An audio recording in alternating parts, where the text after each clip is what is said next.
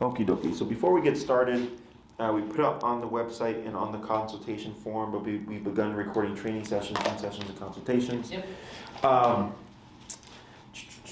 So it looks like you're looking for obedience? Yeah, so a couple of things. And a little temperament. I don't know, because my partner filled it out, but I'm here for her. Okay. He's really defensive of our apartment. Oh, territorial? Yeah, and it's usually, so like what we've noticed, like we had a repair person come over today, and he, is just loud and like barks a lot, kind of like gets snarly, but calms down. Sure. There's like two people, we have a dog walker and then a friend who's been in our house when we're not there, and he like does not leave them alone. Like he'll bark at them for like an hour straight. Okay. Stuff like that, and he's just terrible on leash. He like reacts to pulling to like Squirrels, was it? Squirrels, Yep. Exactly. We'd like to be on off leash eventually, but he's not trustworthy. Okay. Do we ever see any reactivity towards people on leash, or is it only Other inside the dogs. home? Other dogs. Especially dogs that he knows that are in our apartment complex, like he's being territorial around them. Okay. And a lot of like black labs. Okay. Like on the street. We've taken him to a dog park, we don't really take him anymore. Okay. And he'll be reactive, but he's usually not the aggressor. So like he'll want to go just like play ball, and then like some dog won't leave him alone, and then he'll get really Yeah.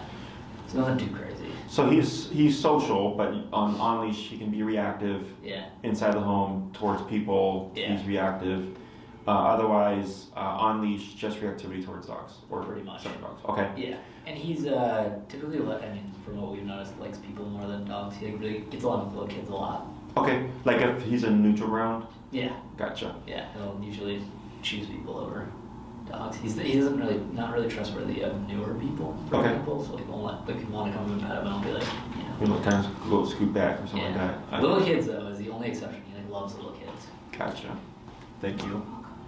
Okay. Anything else?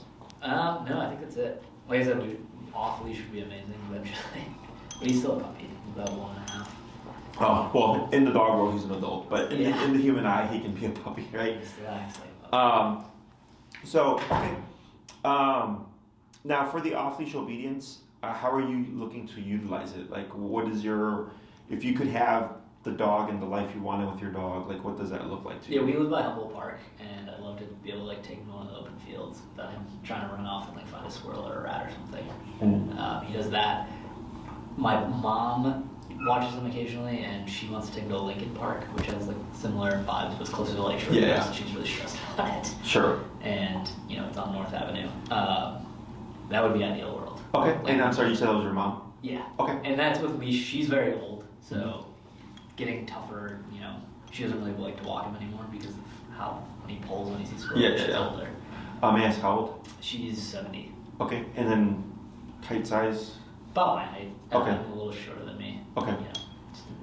Not very strong. Just so I can give you like realistic expectations, because I've had clients in that age range and we train their dog, It's just a matter of their understanding of the training and how well they do with reinforcing the training, which is the biggest thing. She spoils it, so that's... Yeah, so that's one thing, because that's how he views her, kind of like with kids, the whole grandma, grandpa spoiling the grandchildren type of thing, right? Yeah, exactly. So that is very similar with dogs as well. Yeah. So, he seems here, and this is an unknown setting to him, like he was very cautious when you came in. He was kind of going like this, right?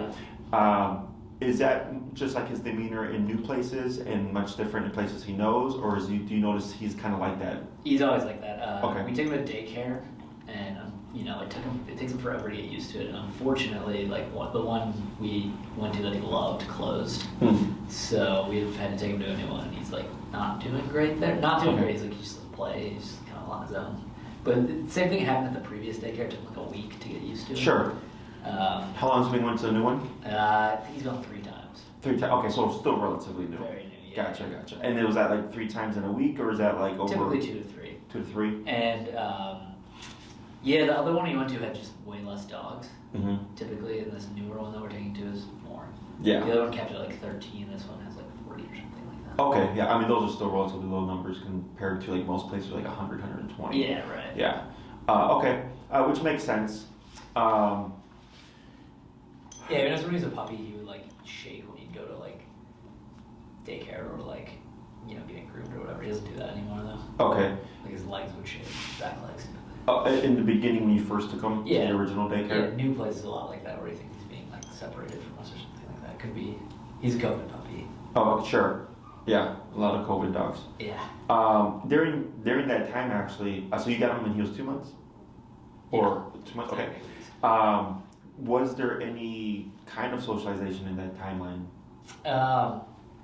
He met, so like we met up with other friends who had dogs, or like let people on the street pet him, but that was about it. Nothing too crazy. Okay. We'd take him to dog parks. He had a bad experience at a puppy dog park, so he kind of didn't like it. Well, what happened? Kind of a dog like went after him. I gotcha. Was he just like being annoying and the dog? No, it's I don't know what it was. He like whenever we would go to dog parks, he would just want to play fetch with just me. And then like it would just seem like another dog would like come in and challenge him or something, like knock him over when he's chasing the ball. At what age did that happen? Do you recall? Around like 3-4 months. Okay, so pretty early on. Yeah. After that interaction, did you notice like a behavioral change at all, or was he? No, but as he started getting older, he started getting more like aggressive, like more barking or trying to bite. Sure. If someone was challenging him. Gotcha. Or he would like shy away. So you seen like barking and like air snapping? Yeah. I gotcha. And then you said that's if like they're kind of pushing his boundaries, so to speak. Yeah, exactly. I gotcha. And then when did daycare start? We started taking him to daycare, I want to say, maybe when he was 4 months old. And he kind of got bounced around to a bunch of them. Okay. Until we finally found one that worked when they closed. Gotcha. And that was recently. We've been there for like about 8 months, I want to say. Okay. So roughly around 4 months, once you found this place, to from 8 months then on, he was going to the same spot. I'd say 6 months, if I'm being honest. And then like the shaking and stuff, did you notice like he went for like in the beginning he was unsure, and then eventually he was like, okay, cool, I like this place. He loved it. The place happened to be the place where he gets groomed. And I think it's like he hated it. He would shake to go in. Then he got super used to it. He got used to the guy who was watching everybody. Yeah. Then they closed down, and then its second location was the same, like is Kreiser's. Oh, I see. Sure. Second location, we took him there. He got shaky at the new one, but then got used to it a little quicker because it was kind of the same dog. Same dog gotcha. moved over anyway. So. Okay. So you definitely have a nervous guy. Yeah. And a little bit of anxiety. Okay. So we have fear, nervousness, anxiety, and anger or aggression, depending on how you look at it, as emotional responses. And all animals kind of go through these emotions pending if they're under stress. And then some are, they're kind of constantly, or not constantly, but like more often in that state than like the average dog or whatever, right? So that's why as soon as you came in and his behavior and how he was conducting himself, like I can already see the nervousness, right? And it makes sense because you're like, well, this is a new place, right? But then I get like a bunch of other dogs that come in and you're like, whatever. Yeah. So that can be just genetics. It doesn't necessarily mean that you've done anything wrong. It could potentially be because of a negative interaction. I get dogs that like the owners will say, Jesse, my dog was completely friendly. And then at 6 months, they had like a negative experience with another dog. And after that point, they become dog aggressive. Yeah. And I go, yeah, because it happened at a very crucial time. Because 6 months in a year are two pivotal psychological shifts for dogs. So anytime a dog has a negative experience and it happens to be around either of those timelines, almost always it becomes this like behavioral issue that the owner then has to deal with. Okay. Right. So, but a lot of it is also just genetic. Some dogs are genetically more nervous, some are more anxious, so on and so forth. Yeah. We cannot make him unnervous. We cannot make him unanxious. Right. But what we can do is help him learn how to handle the outlets for those things. Okay, so it's okay that he's nervous, but how he handles the nervousness is what would be unhealthy. So like if we have leash reactivities, for example, if he sees a dog and decides to be reactive, that would be an unhealthy way of handling that stressor. So just like with humans, like I could choose to smoke a pack of cigarettes when I get stressed out, or I can choose to go to the gym when I get stressed out, right? Two different outlets for stress. So same thing for the dog. So I always tell people, we're helping your dog make better decisions in response to their stressors and emotional kind of contexts, and I help you learn how to handle and live with a dog like that. So it's kind of like hand in hand, so to speak.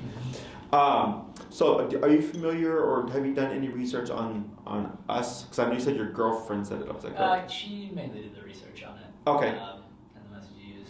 Okay, so I'll fill you in, so you're not like caught from left field or whatever. Yeah. So we're primarily known for, we're known for doing a lot of off-leash training. Yeah. All our dogs are trained on remote collar. A few are trained on remote collar and prong collar. Do you use a prong collar? This? Sure. It's like a Springer. From a Springer? Yeah, we have like a modified one just for my parents. They have the arthritis and stuff. I don't know how it works. But he's gotten like used to it, so he still pulls through it. Mm-hmm. Which is not uncommon. Yeah. Because there's only so much the prong collar can do, and it's a great tool. We use them, we incorporate them. Yeah. But we do get dogs here where the owner's like, we use a prong collar, but it has no effect on the dog, So that's where a lot of times e-collar comes into play, but most definitely for wanting... e-collar's really fun. Off-leash. I've been wanting to be pro on it. Okay. Are you familiar with what the technology is? It's like a shock, right? Well, that's what most people think of it. Yeah. Okay. So... it's like a non-painful one. It's have you ever been to a chiropractor or physical therapist? Yeah, so it's like the TENS unit? Yeah. The muscle contraction thing? Yes, that's what an e-collar is. Right. Okay. It's just an awkward feeling, not Correct. a painful one. Correct. Yeah. So the higher we go in the collar, the more uncomfortable it does become. Because the contractions become stronger. Yeah. So it's like in those YouTube videos where they recreate labor contraction pains in men. Labor contraction pains obviously are not pleasant. Have you seen that? No, yeah, it's a thing. If you YouTube it, it's like but obviously it's very uncomfortable and probably painful because the contractions are so strong, right? So e-collar, the ones that we use have 127 respective levels that go up in increments of 1. Yeah. So just to give you background, and then so you can relay the information, of course, to your girlfriend, is old school e-collars only had like 3 to 5 settings. Okay. And the ones we have now, like I said, have 127. So think of 5 and 127 as the same in intensity, but we have the 122 more divisions now. Right. Whereas before, like 3, your dog could ignore it, but then on 4, your dog was yelping because the jumps were so big. So the results were so like shocking, so to speak. It also comes from, in the dog training world, there's trainers like myself that use everything. We use food and e-collar and prong collar and gentle leader and stuff. And then there's the positive only front, which is treats only, praise only, affection only. There's some schools of thought that you can't even tell your dog no. I've had clients take those classes and get kicked out because they, as a human, and you say no, literally get kicked out just for saying no, So in my book, there has to be a balance of positive and negative to get reliable obedience and control. Okay, so they refer to the tool as a shock collar because it insinuates you're electrocuting your dog, and then people are off-put by it because they're like, "Why don't I electrocute my dog?" Right? But really, it's just a technology that they use on humans as well. Yeah, I'll read that. She goes to the chiropractor. She'll know exactly. She'll know. Yeah. That's the easiest way to explain it. And I've had clients, like, they put it on, they're like, "Oh yeah, this is exactly like what I get at the chiropractor or whatever." So the reason why we train, so any dog over 6 months here that's trained by us is trained on an e-collar. Okay. Because at 6 months, dogs treat their puppies as adults. And at 6 months, we can train a puppy to an adult level. Yeah. They learn a little slower, but they can still be taught to the same level. You can actually train a 2-month-old puppy to be off-leash. Really? Yes. The issue is that most people aren't comfortable with that on a 2-month-old puppy. So I usually just tell people 6 months because by that point, their puppy has driven them crazy enough where they're like, just even need something that works, Yeah. So honestly, when he was sub 6 months, I would walk him off-leash. And I think because he would just stick by me. Yeah. He's not very exploratory. So that's most likely because of his anxiety. Exactly, the nervousness and stuff.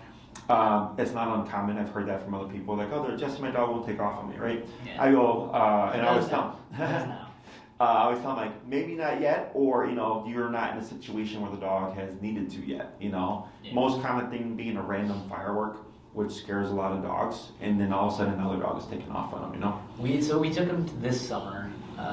We were on, like, the lake, like, the south side of the lakeshore with, like, a friend's dog. Mm-hmm. Dog was off there off leash. Like, all right, we'll let him off leash. They're playing with each other, and he just started sniffing the ground and just bolted.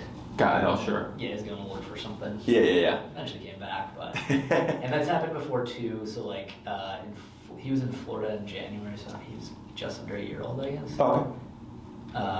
And his one of the prongs came off. Yeah. And he just ran. Yeah. There were bunnies in the area, and he was gone for a while, and he eventually came back, but. Yeah. It was night. Yeah. What part of Florida? Southwest Florida. So he was in a swamp for a while. He was Okay. just like hunting. We were freaked out. Hopefully not hunting alligator. Yeah, right. They were there. But... Yeah, I'm from Florida. I'm from Jacksonville. Oh, yeah. Yeah. So, with the remote collar, the reason why we train only with that tool really once a puppy or dog's over 6 months is because, in my opinion, it's the only tool that gets you reliable control even if the dog is off leash. Mm-hmm. So if we use food and he's doing something that's more rewarding like exploring or hunting or whatever, mm-hmm. it's going to outweigh the value of what's in your hand, right? So then he's like, yeah, chicken, exactly. I can get that tomorrow, but the squirrel right now looks pretty fun to chase, right? Mm-hmm. So that's one thing. So there's nothing to make him come back. With like tools like prong collar or like even the gentle leader, which are great tools, again, once you remove the leash from that tool, you no longer have a means of communicating with your dog. With remote collar, on or off leash at the press of a button, I always have contact with the dog up to a mile, depending on the model that you have and where you're located. In the city of Chicago, you're not going to get a mile. It's meant for hunting dogs, so when they go out and it's like open space and stuff, it has that kind of range. And then for dogs, because they are physical creatures, and he's giving you a few examples where he's become defensive if a dog has kind of pushed the boundary with him and kind of threatening physical contact, is the e-collar. I like to think of it as a bite on a button. When you press it, it contracts the muscle, and we want the dog to learn it and understand it similar to like a bite or a nip, if you will. Yeah. So if he's doing something you don't want him to do, you can correct him and essentially nip him to say you're not allowed to do that. Okay. But we can also use it, of course, to reinforce our obedience. So that this way, if it's, hey, come, Lumpy, is that his name? Lumpy, come. And he's like, no, this squirrel's really fun. I'm like, well, I have something to make you return now. Okay? Yeah. Ideally, with the training, it's not, I'm going to tell the dog to do something, and if you don't do it, I'm going to punish you. When I tell the dog to do something, they're going to do it, right? But he is a living, breathing creature, so if one day he decides, like, well, not today, Dad, it's like, well, I can actually make you return, okay? Yeah. So, but we want all the training, we want the dog, of course, respond to all the training on the first command. We don't want to have an argument. We don't want the dog to think otherwise, especially when in terms of, like, recall. Because if he's running towards the street, and it's busy, and it's like, hey, I need you to come and now, like I can't gamble a 2-second delay because you could be in the middle of the street. Right. We want to make sure the obedience is spot on, okay? Cool. And it doesn't take, it doesn't take years of training and stuff. It just takes the owner being consistent, which is like the one thing that we all struggle with, it's just consistency with things. The training is very simple, it's very straightforward, it's very much just common sense based. I've kind of stripped away all the nonsense that you don't need, and I go, this is the stuff that we're going to teach, we're going to focus on, that's going to get you what you're looking for. It doesn't require you to become a dog trainer, and you just do the trainings as you live your life with your dog. Okay. So like every time you take him out for a walk, you're practicing and applying the training, which is what makes it meaningful, is what makes it actually applicable. Okay. Yeah. Most people think train for 15 minutes a couple times a day and then hope that the one day you need it, it's going to be functional, right? You have to use the skill regularly. So like every time you walk them, you would employ the heel command. Anytime you take them to go play or be off leash or chase squirrels, you're practicing your recall command. If you have them with you inside and it's like, we're going to have you stay put for a bit, so come spring, summertime, we want to bring you to a restaurant, we can tell you to lay down and you're not going to move for an hour to 2 hours so we can enjoy a meal, So as long as you're applying and using the obedience, it keeps it functional so that the one day where it's like, oh, he took off on me and I need him to come, it's going to be functional because you use it regularly. Yeah. Okay? Questions about any of that stuff? No, that makes total sense. And then, so if we do move forward with like the e-collar, do we buy from you or do we buy it? So I will recommend a model. You can get it through us or you can get it through the company itself. You can get it on Amazon. Yeah. I don't care where you get it from. I do care that you get the model I recommend. Yeah, that's what I figured. Okay, because we've had it where clients will find a cheaper one, and then they show up and then they get one that's meant for a 35-pound dog, and they have like a 90-pound dog, and I'm like, it's like a featherweight to a heavyweight, and the reason why that, so with e-collar, there's different levels of output. Output meaning how strong is that contraction, and there's low, medium, high, and high. Okay, there's like 5 different models of collar, so to speak, and if you get a low to medium low collar that's meant for a 15 to 35-pound dog, and you put on an 80-pound dog, you find yourself like almost in max power before it has any impact because it's lower output. Okay, so whenever we recommend a collar, Skip that one. I'm thinking the dog size, I'm thinking the temperament, I'm thinking, are we dealing with any defensive behaviors like reactivity, in the size of the dog, the weight of the dog. All these things factor in, because when you're in this situation where it's like, I need this to work, you don't want to gamble or worry about, oh fuck, I have the low powered collar and now I can't cut through what's going on right now. So question on any of that. He's probably what, 45 to 60 pounds? Yeah, he hovers around 50, between like 52 and 49. Okay. He's a healthy weight. So he would fall within 2 model ranges. Yeah. And Maria will send you the information. Yep. One is meant for a 70-pound dog and under. One is meant for a 70-pound dog and over. Yeah. Okay. There's about a $40 to $50 difference between the 2. Okay. The difference is one is high power, one is medium high power. Okay. The reason why I suggest the high power one or give that as an option is the fact that he's nervous and anxious. So, and I know you mentioned earlier, like he doesn't like really leave your side, but we want to think in the scenario. I want to think the worst case scenario, which would be if you're outside employing your off-leash obedience and something spooks him and he decides to take off, is now you have to factor in your dog is running, your dog is under stress, your dog's a 50-ish pound dog, right? And I want to make sure that the tool that I have is going to cut through all that stress. Does that make sense? Yeah. Totally. So with more output, all it means is you're going to have a lower level. So on the medium high collar, he may be at let's say a 40-ish level, to give you an example. And on the high powered collar, his number could be 25, 30. It's 10 to 15 levels lower. So what ends up happening is you have a bigger range or gap of going higher to handle emergency situations. So it gives you a little bit of wiggle room, okay? Yep. So, but technically he would fall between either of those models, and Maria would send that information. And she'll say, Jesse suggests this one, but you could do either one, okay? The other thing would be, and I've had this happen where owners will get like another model, and then they show up for the training, it doesn't work, and it's like, well, now we wasted the class. And then have to spend time returning the collar, exchanging it, getting the one they need, and that ends up delaying them a couple of weeks because of the turnaround time. Yeah. Okay? Questions on any of that? Nope. Now, perfect sense. one thing that is very common is your dog is a nervous, anxious type energy, right? That's his stress response. Is e-collars a stressor? Okay? Because it's an aversive. In the beginning with training, don't be surprised if you move forward that your dog looks more anxious and or nervous, okay?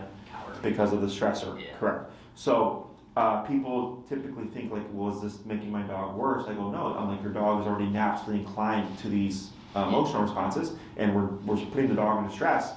But the difference is we can work the dog through it, and what ends up happening is they build confidence, okay? Because they get nervous, we work them through the nervousness, and the dog realizes, I can do it, okay? So earlier when I mentioned about we cannot make him unnervous, but we can help him learn how to handle it better, that's what I was talking about, okay? So once he realizes, like, oh, like this thing that I don't like and I get nervous about isn't anything bad, and if I do this, it goes away, and if I do this, it turns on, the dog starts to understand things a bit more clearly. Yeah. And then I tell people it's kind of like having a personal trainer who's like motivating you, like you can do more weight than you think you can, and then you do it and you're like, oh shit, I actually did it, right? So it's the same thing for dogs. So if they go under stress, we work you through all that stuff, okay? So everything that we do now is verbal based or verbal instruction, but we're present with you, okay? So like, let's say and like I'm still training out of Oz Park pending the weather, is we were to show up to Oz Park and we start the training, I'm coaching you through everything, I don't need to touch your dog, and then it's all hands on for you. If he becomes nervous, if he became reactive, I would work you through everything real time. So at the end of the class, you have a grasp of, okay, I know what to do, or I have an idea of what to do. Now I just need to practice and repeat this to get better at it. Okay. So our dog owners like that a lot because it's all hands on for them. Previously, it would be me train the dog in front of you, give the dog back, coach you through it, but then I would work through a lot of the difficult stuff. So then the owner wouldn't get the hands-on experience of dealing with that. But now it's all hands-free from me, it's all hands-on for you, and we work you through it real time. So if it was Oz Park, would it be fine? So it's Rachel's my partner, but would it be the both of us doing it? So ideally, if we're working with couples who or any primary handler, they're present for class. Okay? Now, if it's, we have different schedules and stuff, the first class is always the most important, and then the recall class, which is typically about the third class. Okay? I try to jump into recalls as quickly as possible because it does take the longest to teach. But otherwise, everything between those, if someone is missing or whatever, doesn't matter. Plus, we record stuff now, so then they can always go back and then watch their videos to pick up on anything that they may have missed. Okay.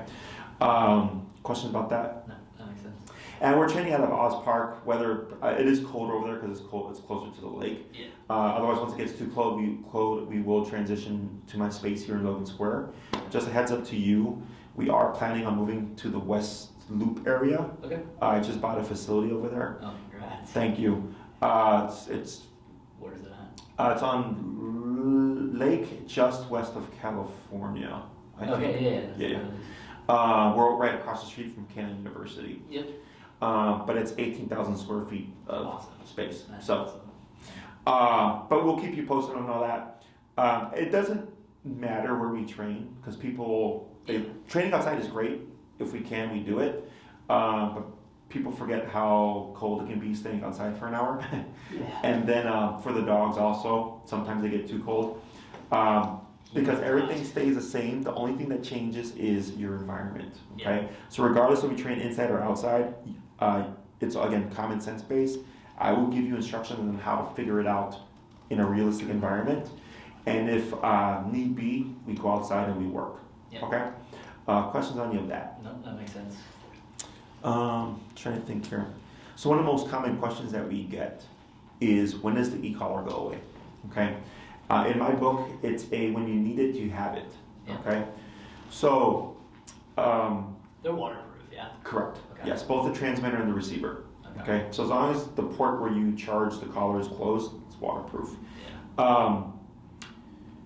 So there's it's a myth where it's like the dog at some point is to learn how to be a good dog. And I go, dogs to be like, that's not a thing. That's just some kind of made up. Yeah, Exactly. So with the remote collar, if it's my dog's going to be off leash, or if I'm going to be walking my dog for an hour, or I'm going to take my dog to a restaurant, or if I'm going to be in a setting where I know I need control over my dog, I have the collar on. If I'm going to have guests come over, I have the collar on. If he's a great dog otherwise, you don't need the collar.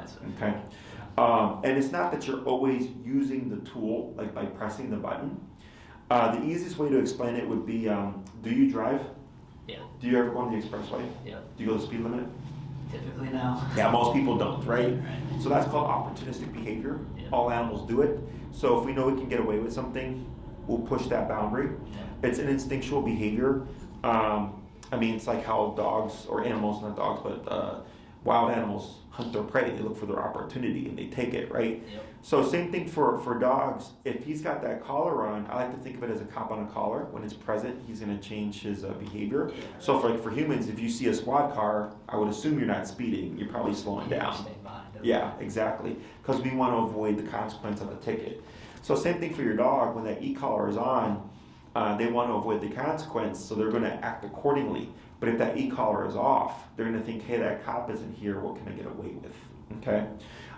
So it's nothing good or bad, it's just the way of the world, And because people ask, well, if I do enough training, can I ever wean my dog off of it? I'm like, I can, because I'm a dog trainer and I live and breathe this all day. Yeah, right. But I was like, you have your social life, you have your, your personal life, you have your work life, we have the stuff that just happens throughout the day. It's like, you're not going to commit the amount of time to train your dog to that level like a dog trainer would, So it's not, if you find yourself having to always use the button, I tell my clients then you didn't do the training correctly. Right. Because we do expect at some point the dog will perform the commands. But if we're always using the button, it means that the owner didn't follow through enough. So they're constantly having to use it to manage their dog. And I don't want to have to manage the dog. I want to make sure that if I tell them to do something, they're just going to do it. Yeah. Okay? Questions on that? No, that makes sense too. In terms of level of control, do you know like how much you're looking for? Like I said, Off-Leash would be amazing. Just him responding, at least. So Rachel's very. I'm not trying to say nervous, but like she doesn't trust him as much. Sure. I'd like to get to the level of trust where she would let him go off leash. Mm-hmm. Like she's afraid. I'll take her to like a closed park by me. Mm-hmm. It's like completely closed off, and like she's even a little too afraid to go there. I see. If somebody shows up or another dog. Sure. I think he's very protective of her. Sure. So to a level where like she'd be fine with that in like an open field or to a beach or something. Okay, so then that's not uncommon. Yeah. The way those things typically work is she has to experience successes. Yep. Okay, and through those successes we build confidence. Like I had a client, she did a 9-week program with me. We got her dog to Off-Leash. He was a very reactive dog. She used to go up 27 flights of stairs to avoid dogs because she couldn't take the elevator. Yeah. And I remember by the end of the program, because she was very diligent with doing her training, I was like, your dog is off-leash trained from as far as I can tell. Yeah. And then she was like, I would never let this dog off-leash because I don't trust him. And I said, that's perfectly fine. He's your dog. And I said, but just continue with your practice. And I was like, I'm pretty sure you'll probably get there. And then fast forward a year later, she came to one of my socialization walks over in Lakeview, and she had her dog off-leash. And the first thing I pointed out, I was like, oh, you have him off-leash? She's like, yeah. She's like, it took me, like a few months after we finished our program, but I got to a point where I actually trust him now. And he even made dog friends. And I was like, well, that's great, So, but it just takes time and repetition on their part. I unfortunately can't make her confident in the control, right. But it's all about practice and just like going like, oh, wow, this is actually working, okay? So the reason why I ask is because that determines how long of a program I'll recommend to you. Yep. So I'll give you your options, and then you pick and choose what you feel is going to be suitable. So a question on that, Mm-hmm. with how consistent like per week should it be? So for example, like we're going to be in Florida for like a month essentially in November. So would it make sense to like wait to start after that or start? It doesn't matter. Is he going with you? Yeah, he's coming on. Okay. We're driving down. So actually, it doesn't matter. So the way it would work is like, let's say you get 3 classes in, and we cover heel and recall. Yep. Okay.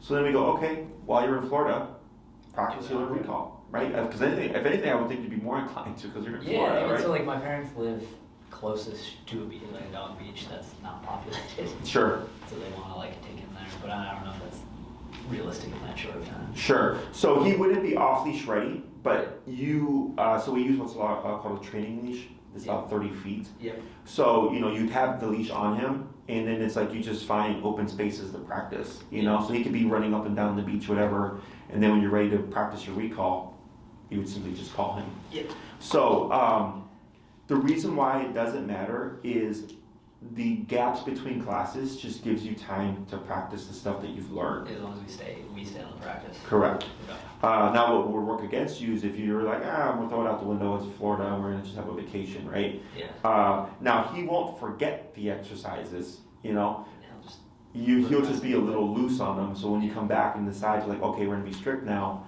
you're going to have to kind of catch him up, so to speak, okay? But the exercises, it's not really like go out your way to do the training. It's you're going to walk your dog, that's when you're training, right? Oh, you're going to take your dog to the dog beach, that's when you're training. Yeah. So it's just, as you live your life with your dog, you're just doing these things. Cool. Okay? Because again, recall does take the longest to get to an off-leash level. You're looking at a few months of training once you've learned the skill, okay? Which is why I try to get it in as soon as possible for people. Yep. So like, let's say if you move forward and we have classes 1 and 2, then you go to Florida, I would probably have class 1, and then on class 2 already jump into recall so that you could take advantage of your time in Florida and just get some practice out there. The first class always has to be heel because that's what teaches the dog how the e-collar works. Every class after that, I can kind of play it by ear, but typically it's class 1 and 2 are on heel, class 3 is recall. Okay. And then class 4 going onward depends on what the owner wants. Yeah. Okay? Other questions? No. So you would be within a 6 to 12 class range. Okay, so we have 6, 9, and 12 week programs. We also have a 3-week program. If you're looking for off-leash control, that would be too short for you. Yeah. Okay? It's more for like people that want to just be able to walk their dog or just want to handle reactivity but don't want to commit to a full-on program. Okay, yeah. So the 6 class program, I would say it's 2 classes on heel, 1 class on recall, and then that recall again is just you rinse and repeat practice. Okay, depending on how much control you want. So off-leash control, there's 6 commands: sit, stay, down, come, place, heel. Okay, so 6 total. Walk with me or heel and come to me, recall are the 2 most important commands. Okay, so if it's like, yeah, that's all we really care about, getting that off to an off-leash level, we can get done in 6 classes because we're only doing 2 commands. Okay, but if it's like, hey, I want all 6 commands, well, that's what's going to make the program longer. Does that make sense? Yeah, totally. So if you did 6, it would be 2 on heel, 1 on recall, pending how he's doing and how you guys are doing. Yeah. I usually recommend some kind of stationary control, which is the dog not moving, right? So let's say you told him to lay down, he would lay down and not move for whatever period of time you chose, okay? So if you go to a nice restaurant in Florida and you want to bring your dog down, he doesn't move while you're eating, okay? And then classes 5 and 6, I would help you transition the recall and the heel stuff to an off-leash level. Okay. We wouldn't be done by the 6th class, but you would have all the tools that you would need, and it's just practice, okay? If you did 9 classes, it gives me more time with you to help you continue to progress those commands. We would most likely even cover more commands, okay? But you'd probably still fall short of being completely off-leash trained by that point. Yeah. The 12 class program is all 6 commands, and we're building all 6 commands to an off-leash level. Okay. Sit, stay, down, come, place, heel, okay? Now, typically when a client does a longer program, I don't see you week to week for the entirety of the program, like a 12-week program. Typically by class 9, you have all the tools that you need to get it done. You just need time to practice now. Yeah. So let's say you hit your 9th class, I would probably suggest, hey, I would suggest spacing out your classes and come back when you're ready for class 10. You go and practice what you know, and then let's say a month and a half later, you're like, we think we hit a plateau with our training. You come back for class 10. Okay. I help you get over that plateau. Here's your homework. You again leave 2 months, a month, 2 weeks. You pick and choose. You hit a plateau. You come back. So by the time we hit the 12th class, it could be already 8 months or whatever. It's like, hey Jesse, we think we're ready, but we want to do it with you. I go, sure, show me. And then we go to the park and then we practice everything. Okay? So, because if I were to see you week by week, what is that, 4 months? Yeah. At the 12th class, you could still be working on stuff. Because again, life happens. Maybe it's like you intended to practice for the whole week, but then it was really bad with snow. It was a polar vortex and it was too cold. Yeah, right? So that's why I always tell people you want to space them out because life's going to happen, and that gives you plenty of time to get your training in, and when you think you're ready, you come back for your next class. Mm-hmm. Okay? I also sometimes do that with a 9-week program as well, where I'll tell the owners to push it out if they're at a point where they feel comfortable. So if you did a 9-week program and on class 7 you're like, hey Jesse, we think we're pretty good with what we have and we want to build what we have to an off-leash level, we would like to take time, then I go, fine, that's not a problem. Yeah. Then you would again reach out when you're ready for the next class. Okay. So like I had a client, I trained her dog last fall. She saved her last class, and then I saw her I think like a month ago, just before the fall came in, because she's like, hey Jesse, this is where I'm at with my training. Can you just kind of evaluate, But all she did was recall, heel, and go to this object, don't move. Yeah. So super simple for her. He's kind of got that down with he's like a go to bed command. Sure, yeah. So place command is very much like this is the same thing. Yeah. Okay. We do that to calm. We actually broke him on. He hated vacuums, and we for a month did the go to bed, and now he's just does it when we take out the vacuum, so sure. it's great. I forgot, but we do have one variable. That variable is the territorial behavior. Yeah. So we can address that as well. Right. Okay, so that's not uncommon.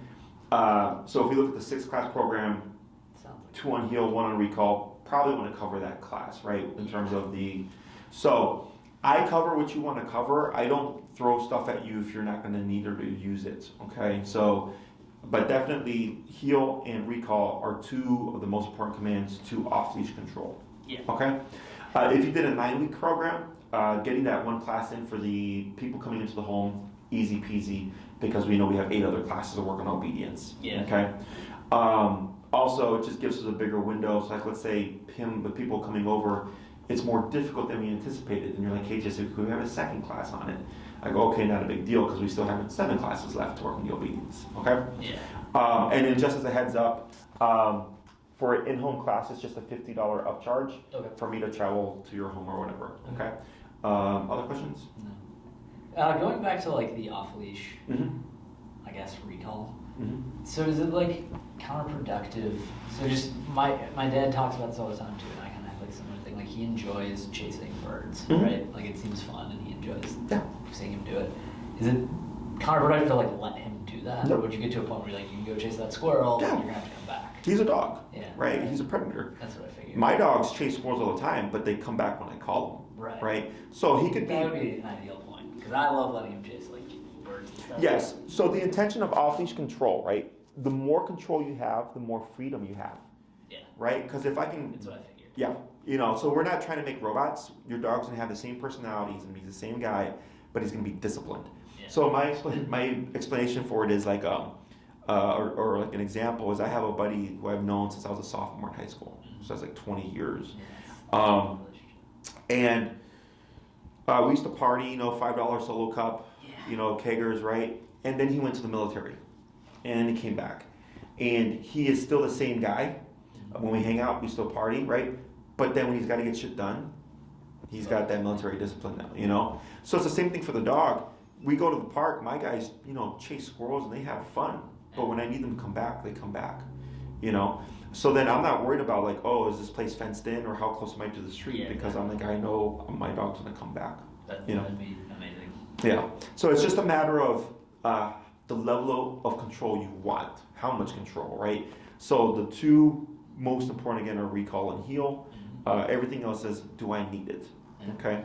I call them the trifecta of training, which is walk with me, come to me, and don't move. Yeah. So that's recall, place, and recall, place, heel.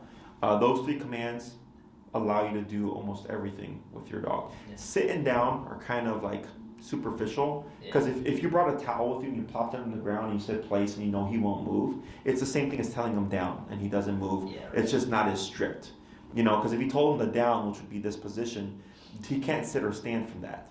But if I tell him go to your bed, I don't care what you do, just don't get off of it. So it's a little bit more lenient, but it still gives you stationary control. Cool. Okay. Other questions? No. So if stationary work is something that you would like to address as well as the people coming over, that would push you more into a 9-week range. Yeah, right. If you're like, I don't really care about the stationary work, I just want the off-leash control and then the in-house stuff, then you can push down to like a 6-class program. We won't push to a 9. Okay. Yeah, how he acts when, there's like a dog in the complex, he like goes crazy. Like, we're certain if you got out, you'd attack the dog. Just like a territorial thing. Sure. So we probably want to push towards that. Yeah. And that also gives us more time as so to speak, as a buffer to make sure we get the reactivity addressed. And the leash walking heel, so technically we're going to be addressing reactivity from the first class. Yeah. Okay. Sometimes, like I have a client that she just sent me an email yesterday. I saw them last Tuesday. Their dog is leash reactive and everything. She sent me an email yesterday. She's like, Jesse, we've seen 0 reactivity. He had 1 instance where he thought about it and I corrected him and he didn't do a thing. Yeah. I go, great. Very easy, straightforward case. And I get other cases that take me 3 to 4 classes before we can actually cut the reactivity. Every case is different. But with 9 classes, you'll have a nice stretch of time to make sure that we cover it. Yeah. Okay. Other questions?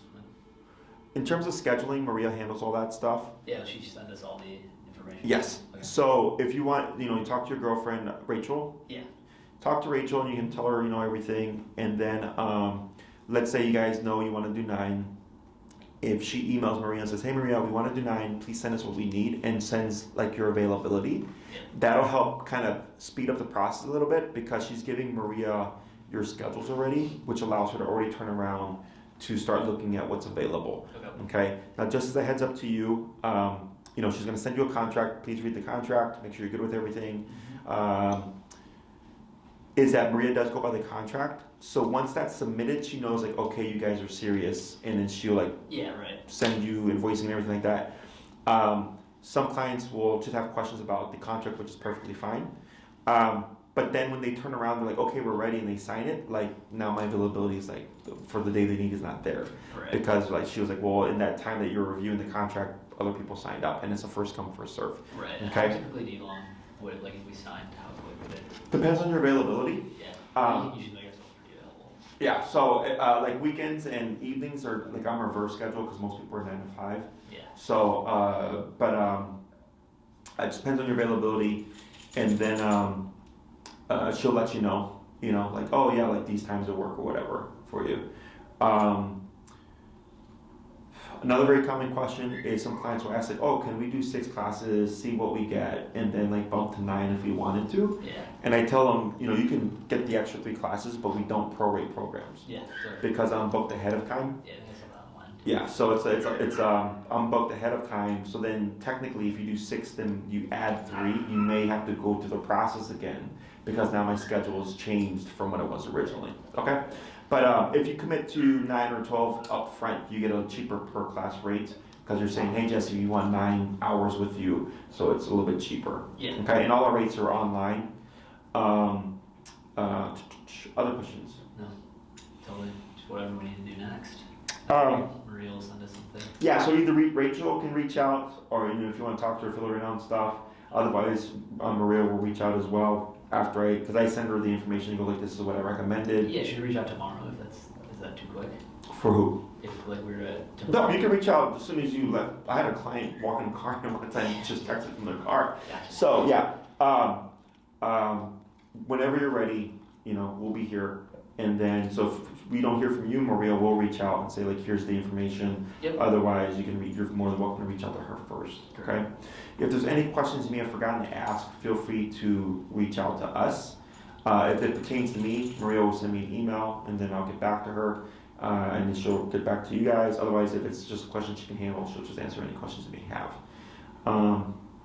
Anything else? No, that's all I can think of right now.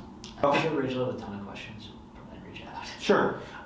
If you want to get an idea of what the training looks like, and you can tell us to Rachel as well, if you go to our YouTube channel, which if you go to our website, you can see a video on our front page, and that takes you straight to our YouTube channel. Okay. There's a playlist called Client and Dog Training Highlights. Okay. And it's like, there's a few videos where I just break down dog training and stuff. There's a reactive case. The dog's name is Lake. There's also Birdie, who they came up from Austin, Texas to train with me. And they had a nervous reactive dog, and we got it done in the class. And it's one of those rare cases where the dog just like a quick 180. Yeah. But I break down, working with reactivity, the e-collar training and everything like that. So it just helps give you an idea of like, okay, this is what like training would look like or whatever. Okay. Cool. Anything else? Nope. That should do it, man. Awesome. Well, it was a pleasure. Yeah. Again, if you have any questions and stuff, again, feel free to reach out. We'll make sure that we